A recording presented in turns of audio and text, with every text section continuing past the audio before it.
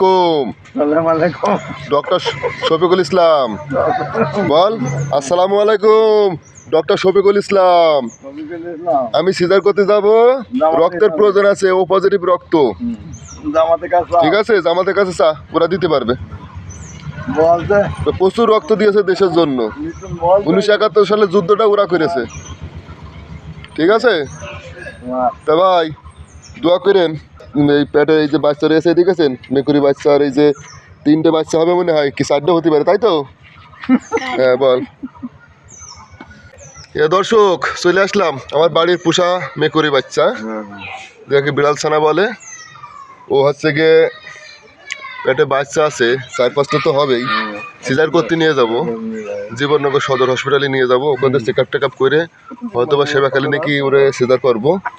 তা ডক্টর শফিকুল ইসলামকে সালাম দিয়ে ও যাবে। আসসালামু আলাইকুম। বল বল, এটা কি বলবি বল বল। সালাম আলাইকুম দে।